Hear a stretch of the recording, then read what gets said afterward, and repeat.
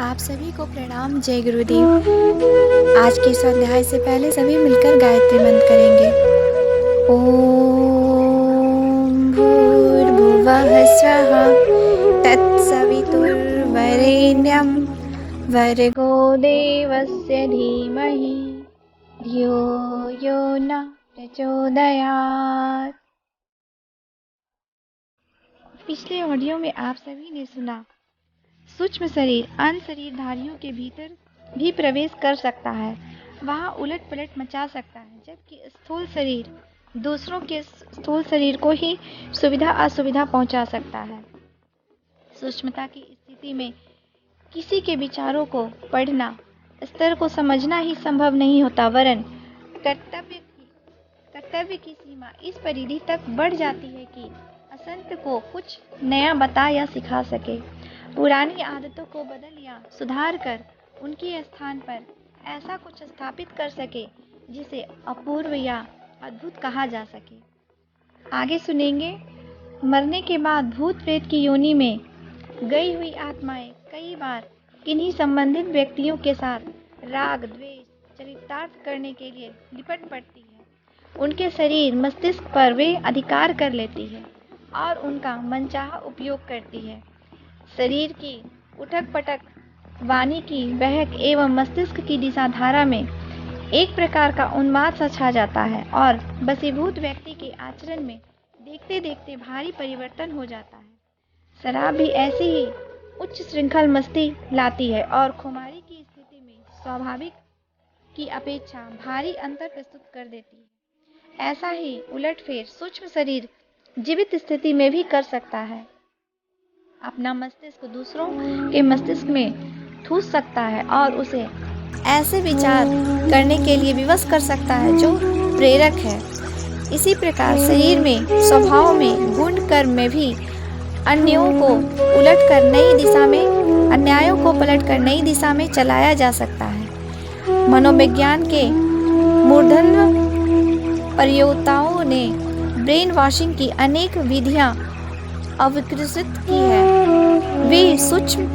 वे शत्रु पक्ष के बंदियों को इस प्रकार की विचारधारा देते हैं जिससे उनके पूर्व विचार स्वार्थ बदल जाए, मित्र को शत्रु एवं शत्रु को मित्र समझने लगे। यह ब्रेन वॉशिंग प्रयोग पशुओं पर भी प्रयुक्त किया गया है। वे अपनी जन्मजात मूल प्रवृत्ति को भूल जाते हैं और उस नई प्रवृत्ति को अपना लेते हैं जिसके लिए इलेक्ट्रोडों द्वारा उन्हें बदलने के लिए विवश किया जाता है। हिरण सिंह पर आक्रमण करता है और सिंह अपनी जान बचाने के लिए भागता फिरता है। चूहे बिल्लियों पर आक्रमण करके उसे भगा देता है और अपना स्वरूप वीरता जैसा प्रकट करते हैं। ये ब्रेन वॉशिंग के चमत्कार है, पर वे अस्थायी हैं। उतनी ही देर वह विपन्नता काम करती है जितनी देर की उनके शरीर मस्तिष्क पर प्रेरित विद्युत धारा का प्रभाव रहता है।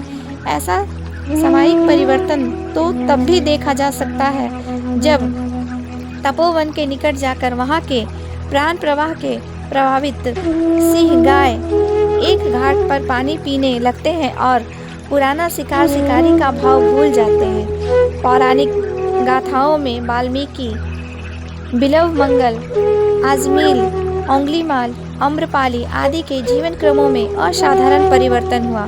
ध्रुव, प्रहलाद, पार्वती आदि ने वह नीति अपनाई जो उनके जन्मजात वातावरण में संभव न था। यह नारद जैसों का प्राण प्रहार ही था जिसके कारण उन्हें अपनी पुरातन रीति नीति बदलनी पड़ी। यह कोई जादू नहीं, सूक्ष्म शरीर की बलिष्ठता का प्रभाव था जिसने दंगल जीतने जैसा पराक्रम दिखाया। यह प्रभाव कई बार और भी ऊंचे दर्जे का होता है। अर्जुन का मन लड़ने का नहीं था, किंतु कृष्ण की सिखावन से उसे इस प्रकार युद्ध में प्रवृत्त होना पड़ा मानो वह स्वेच्छा से वैसा कर रहा हो। यूं पूर्व स्थिति में उसने ऐसे तर्क और तथ्य प्रकट किए थे जो प्रकट करते थे कि वह युद्ध करने की मन स्थिति में बिल्कुल भी नहीं है, पर उसे कुछ ही देर के विचार विनिमय में अपनी दिशा बदलकर बताई गई दिशा अपनानी पड़ी। योग साधना में एक शक्तिपात प्रक्रिया का वर्णन है, जिसके अनुसार एक सामर्थ्य व्यक्ति अपने बल, पौरुष व तप आदि के द्वारा प्रियजन के लिए हस्तांतरित कर सकता है। सुग्रीव अनेकों बार बाली से लड़ाई में हार चुका था, पर जब राम द्वारा उसके गले में विजय माला पहनाई गई तो उसकी स्थिति पहले की अपेक्षा सर्वथा बदल गई और उसने जाते ही विजय की भूमिका संपन्न की। हनुमान से लेकर रीछ वानरों के समुदाय का राम के साथ पूर्व परिचय नहीं था और न लंका विजय में उनका कोई निजी स्वार्थ साधन। फिर भी वे मंत्र मोहित की तरह उस अभिनव प्रयोजन में इस प्रकार जुटे मानो वह उनकी निजी प्रतिष्ठा का प्रश्न है। यह आदर्श और पौरुष दूसरों का दिया हुआ था। इस अनुदान की प्रक्रिया को शक्तिपात की परिभाषा में सम्मिलित किया जा सकता है। चंद्रगुप्त, चाणक्य, शिवाजी और सामर्थ्य गुरु रामदास आदि के प्रसंग में भी ऐसा ही है, जिनमें इस तरह का कर्तव्य प्रकट किया हुआ है। जैसे कि कर्ताओं का न पौरुष था, न मन और न अभ्यास। आज के लिए यहीं तक। आप सभी को प्रणाम। जय गुरुदेव।